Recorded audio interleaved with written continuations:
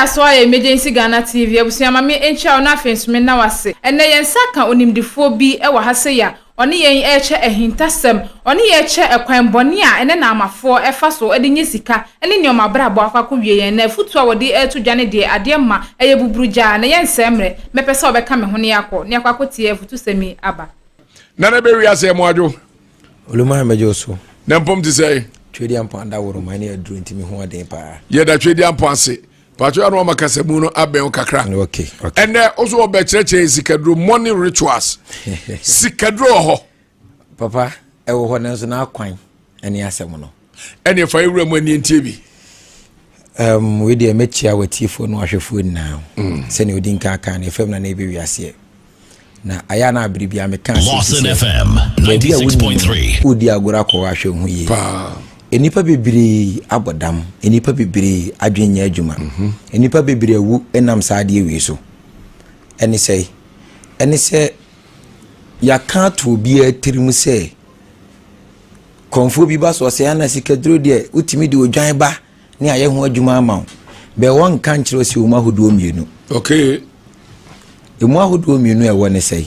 ye wo baako a o ye adwuma aduro mu a na niyama mpejama okay ano ne wo ho ende obetimi de aboa ye but sebi onfa wona nka onsanka na wo so pesiska bade a e wo so de obi twa so obi no nipa na de ano ni secret na ye nipa na o ya ade ne nka nkyerɛw nti ye woni pa bebiri wo no mama kwaje saa de no enne e hye omo de mu nyanka omo to akone wa bontene e hye omo fi ase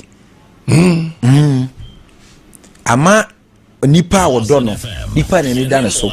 anke wese daachi bi onim se mini ho a obedi ma ade no ama omu ne efirim ameska fo bibiri ma ya ayayalefo ameska fo bibiri ntimi nwa entimi nya aware mpo no ma ware because ono oba ne dampe oba ne bewu but yo komu ya nkasa asem na nkyere no nti ana ne ma bibiri ho no ma me na ne bewiase amete ha metu obi afo se ade bia wo beye bia hu ade kora wo ye enye ana mini akwame ana nansia no konya sika kototo ka ntimi nso mi pebi dabi obia ne shebred etinimu ana so obia ne kretinimu sa ono ne de ebi asebi meka se ne maame awu nti e ka so mfa ne maame mbra oni maame bia wo so maame ti ase o maame ntikura na sebi bi okopiska na ba wantiem ya se fa maame bra onya one ho na ebedi nti afi wo bosi wako kansensie mu enne enipa bebri ekute sikaduru a omusu wadem nti obi buso mo se ade na waya wanya sika bebri sa no ontimi nka because kape ni secret bebri be da abonten sa obi akoje sa ade na ba fie amafi abo because onim na akwan sabe nipa no mu wuo ni nyina onim so on na eku won mu pa obehunu ene sebi yo companies ahodo ana se yewo enjumafua juma koku ahodo a ska wom okoya benyeska ebi bententen afidie so ebi tototo case ne ade be sankofo no mo a mukumuna na osade me rituals ono aye ne yawo be no nim se sa na kwa koduru okono dabi ya nka nkyere sa ebi anka obesai yes ana obi so ho no mo no de onim ho hweo otene ba bi na ni nua bi aka chen se mesrew onkoja me komala mi ho oseme nkoya ade bi ogina ho oboni din ka ne ho asem e kanche se ono ana ede ne ye obi nim obebe fie wo so no na bewu na ono na okoja ano na benyeska nti sebi to be honest speaking se ye ka asem no kore paade a eni kwaso obi ade ne ho wura sa ne manim nempo wosi obi aye bi na do hu wura ma tie mu asem na tie mu asem wie na se obenya kokudura wura ma na wura mu na mmom de ye ne se ye adwuma ma wonsa nya adwuma tumi bi obeduru ni hobi a wo ye adwuma bi a o promote obi anya den tumi bia obeduru ni hobi a ye fere tumi bi mammon on the god of money okay on a discover eno na enkora ne kusunsua book a no makusua ne ho asem ne a kire mo se mammon na friska be ansara ba mammon be ba no be piti sa aboa se ka ugina mu no free mu a wabodam yes enti nipa na kan ka se mammon the god of money eno nko aka utirim enti asan na mmom ukọ frɛ no kwan bɛ no befa so apie ɛno ne asɛm no ɛno ni center school boys nkran ketenkete wate sɛ me nua bi afri bibia nya sika wakan buku bi nya sika ɛne ɔmo nɛ ansana ba sa 2 minutes kura bɛ frɛ no kɔ wɔ triangle ɔbɛ ya ɔbɛgyina mu nipa na nkyerɛw ɔse o frɛ beria o ka tasa himundu tasa herika beria wa frɛ beria na beria na afrɛ no no 2 minutes a ɔba no yɛ kyerɛw sɛ ne obɛsi apie ya nkyerɛw nti nipa bebree de ɔmo ho ahyehyɛ nneɛma bi mu a ɔmo nim 96.3 ayɛ nei ɛha wɔ mo na wo ni bibi papa metie obi de ne haw abetu yanim so akɔgye skadro tete no onya skadro no obefrim na obi so fresa mo fa number mame sanity on say baby say no na baby yeye obi ono ma sebi na baby so yeye na baby say sanity obi wa sebi na me no tia no sisi ano ono na busuani ba akokora ono ankasa bakora wa wo no kro ndo no because no hu ne ho say me bebo bra na nsenya me kai me boys bi a omo ba me nchen omo so mo kogi sikaduro 2 years how come say obeji sikaduro say 2 years e wo so aduru 2 years ni wawu nso oje ye afi time no so be wu a afi no dimri ka hwe konfo akira kwan are you too late yes inti enne boys na omo ba se unya kogi years no dia enya du abeko eno no obi antimi nane no debi okra na kora kodi tunsunsum no wadada oni tumi na kwa apama wie intu do okra na seseska inti so anya obi a sebisebio obeka no kora kire wa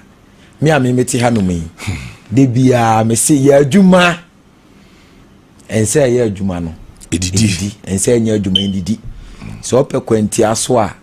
ubenya wo na emom ɛho amamere ne ho entere kese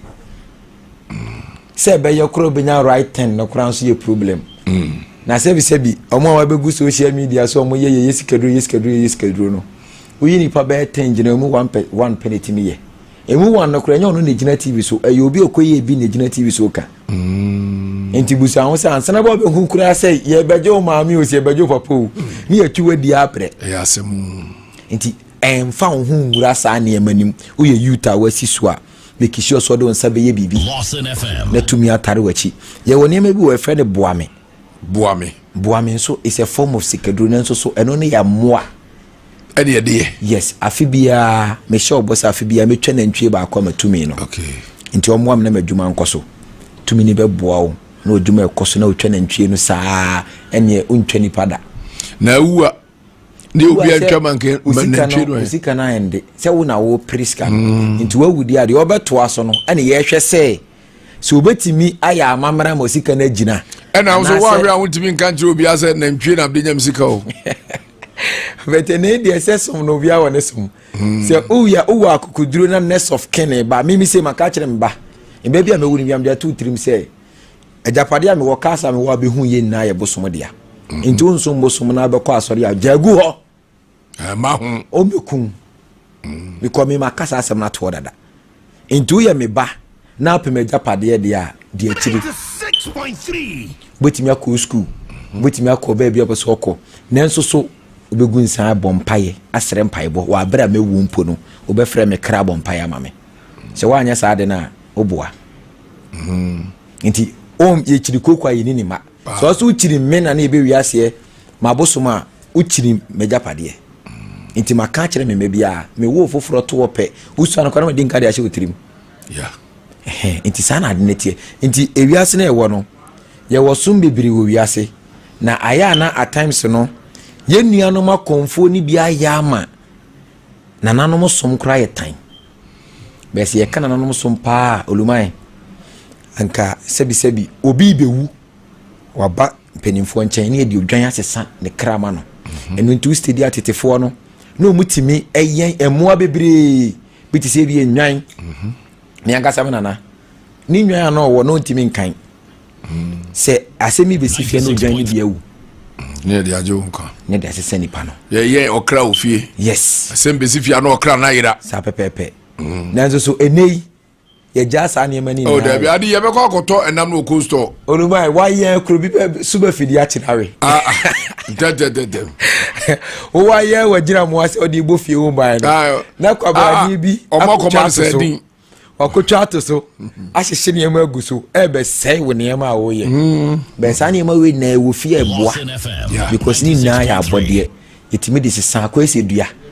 edua eni nipa ekra ye baako nti de o nipa dua sanetie nti se bibi to chema wo ho a ye dua na replace okay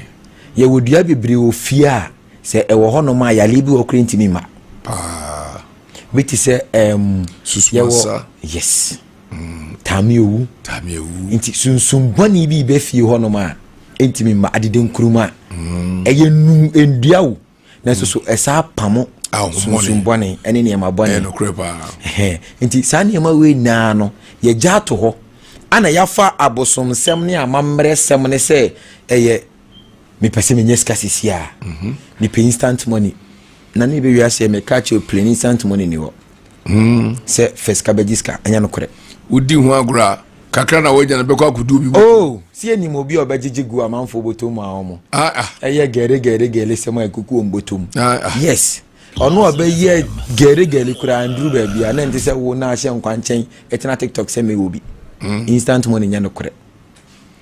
so why you wadwen se obedi sikaduru dia ene ye wadwen se ba bia wo kɔ no nipa ne nka no kore nkyere obagigi boja sanetie nti obi biala wotie na ebe wiase bia mesre ne se onhwe na moyi ba bia wo kɔ onhwe ni yi ne won kɔfo bibiro ma begu yemu obi won ya chiame ya nkase ya chiame fo ohun se ni osie wadwuma ba akumi no atimi tena ho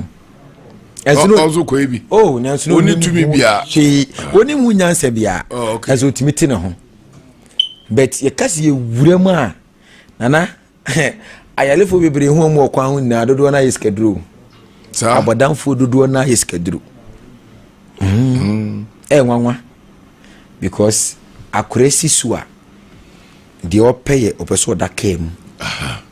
so neska ena adia nana adia ha adwere kura ne se car no odam kura enso ho awo open new type yes ubedi wiase achi saa wanhwe ya unya ne opeda so na wa ne ma bebre asu no ani nso Game Boy sinitimi ko obi wasimi ye Game Boy na me de scammer na send me $1 million broni be ne bitimi send $1 million yesika du no ade atoso ana ode game na atoso na maya ni die chire omomobo minu ano maya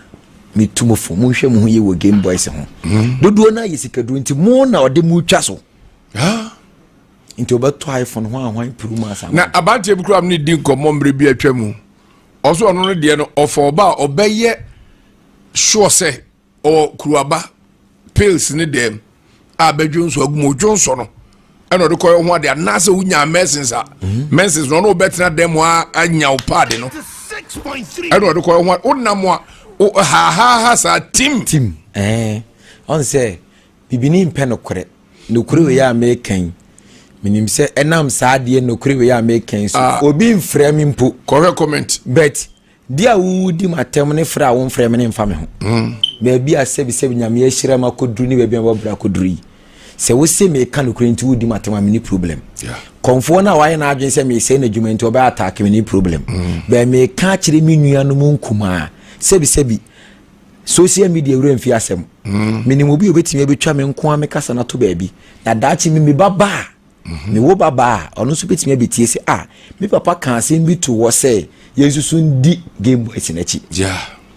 ana sugar daddy uni baby onya ni sika free ye dabi o kwan of us onya ni oba ye na ono nante 1 2 3 watoka ama watodan ama na unim di odo be ye ntie wa ye se japade na ama unim nti yenu ama no mo ye mobo e ka be ma nko ade asebi obesie ne de ne se okwa akoye di fie abebo fie na obesi fie na ono ne te ho be yenu ama ne kwa akotwe aba oluma so ho asem na ya sanity nti misremo me ye Ghana ni ana afiwe nsu ne ma me hu na ye metan omo a omo starting na omo de menses egugu nsuo mu no omu hwe yi nsuo a etene yes because afiwe nsuo be yiri pa nti wa wo dan be nsuo ho no pepe bi tena okay because omo de galamsey chemicals eniyema esi nsuo nti abosom eni amagana bofu nti 2026 2027 ebe esi movie na sama making yemfanto wonom ne yenhye ne nso nti you be now yes aniyema ne bi connect wadwa yensuo akotunsu kesie ma wodi efa ne se me na mabodam ana me kan kwase asem kirew unua bi ti ba bi sanom wodi efa ne se onji sunsum sem ndi okay fa ne se sunsum sem ye kwase asem ma wo be unua bi ati ba bi sanom because yentu nsuo wo ho sa sebi aban ensuo enye ba bia na aduru pa ya kurati kurum kura no bra ye bra nsa na be yensa aka enya segeto na wa omo hye village nti wodi na wo ye ni fi no na wonom mesremo se wodi wonji sunsun sem ndi a ensensuo no na spiritually insuo no wa attack or de be ma pa ana physically insu onua na o ma na yale ye no osu a eno so wono me de brew pa nti se wonji sunsun sem ndi a je onua no dwene onua ne ho ne ho se onua na wote wonom no enye obi a na enya de wanya no enye obi a na duru ba bia waduru no enye obi ampo na accident ampo no wanya ba ata so ato akiri obi wonu ma bia bi o te krampo no ya pata dan bi ni wabo edan mu ho anu dware edan mu ho anu siesie edan mu ho anu ye bibia bi kurati nwure bi dadua so ampa se yade a watu kwa akiri a na na etimi ko beni bia bi on utimi hwekuru no light so bi hu se light ba kokora PSA na obi o wiska no wato solar okoda ho ma akiri ho no ba bia obi a ono ne wo light no na ye solar no wato no light pole nti busa ho se sankofu wi mu ombe date sansema na na ibe wiase emeke okay omonte nti se wante a wo wade na wo ye no okokunu okoha no okose no chemicals na wodi echi na mfiri nsuo mu no o ha adwene nti aya na ye di nkomo enso ye nsua de pa na wodi enyimi ni bet dwene unu ya ho sana mepe no fane se unua na wodi ne kwa akoyi sikaduru no busa ho question se ye wo ne ye do koye ya nti be ya wo de dwin sa de nipa nwene sa wo nipa timi di asem di onua but ye di wa enyo de ba di onua yes nti se wodi wo dwene sa de we keka minni ni se obetimi aye bone no krepa na ewias na ye wo no ense mebiri ho no ma aya na ehihye suma se we se epia bontene nana be wi ase yen komo na ye de ya de sua pa aye de nenso ye bre no ene ya tete desnesi na ni din no kire ne kasa o kan fe ni mate ni din na se sabre de anya den na ebe wi ase sanete ebe wi ase sanete eno ne ehia papa ma hu obi a wanya sika pa ko wi ase no te apetese ba sresre apetese one city kro ni bi no de atobia no esipa timi gina na nem eyi cars ma du miensa kamia me radio presenter kra me ni bedin komo no owi o se be de ka ba kwa kusi ase ofa me de chew nenso ewi ase no pa choma men kan asem wi ka enipa bebre I've trim videos and me pictures e de atoto Facebook mini Facebook account yeah YouTube kra na nsia na me tibi nti aya na mo ahwe se enye number we ya na one friend video kwa complaints in the doors okay obi ati Facebook akase all court na ebe wiase na ebe wiase mini workout group dabi ni pa chew baby am wo TikTok Facebook me nko ho krada YouTube and I am money posting on Snapchat ni ade but apart from that no so obi si wo hu na ebe wiase wo Facebook ni de me so mo hwe ni ye okay na Facebook ni di bu amanfo ogum pa ana obi abeji obi sika ewo midin mu a omo se Facebook okay de me kan se mi tufo abrabo aye bui boko eye okay inti me papa ba ko kan se me chem se na ebe wiase na mso olumai ɔse entempe bi ye na bɔkɔ bi nso ye entempe bi wɔ hɔ nom a edi owuo ɛne ɔhaw nenam na bɔkɔ bi wɔ hɔ nom a edi nkunimdie na ɛba okay ntiade ntina mfa bɔkɔ no na ni nkunim o sha abrabɔ ase afa to fam o ye young boy wasi so fa abrabɔ no to fam o no obi ani competition o wi ase a wo ba ye no enye wo no obi ne hyehyɛ ho sɛ wo ba abesi da betoka dabi na wo si da toka yenso dan na ya pake egu on ho an mu na me han yenso egu so ye si dan ho mu na me han ye dan ni bi asem no no na toka na ye cast ni so ye yi egu no ho na me foro eno ne ya so de ka be fi abusia mame ensanso na wase biem se wonya abotre na wogye bre na woka me ho ne yakokoshe video no ebaaye na asasem we wo de chese wanya futo bia wo mu kra no e wose wo de tu tinim sa abrabo no eyo ne odin e wose wo ku o fight for abrabo o future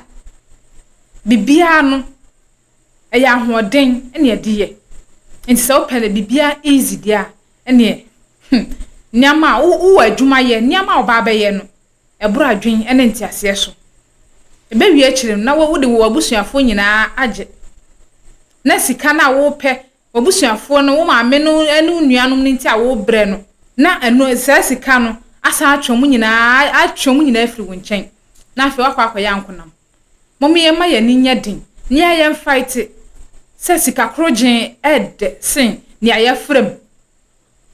yesi ni owa aso no ontie ni ahohom no eka kira safo se wo fa ebeboa wo se wo anfa so dia ni ebekwa akosi bia no eye wa wasema abusua ha ana mde wo besi like video na fe share na subscribe for mama medin no eye na akosua adepa na me ka wo sa hanso da so emergency Ghana TV da se ne mesanso ene wo ade ahyemu ebiem se mo antime nke bia mama kram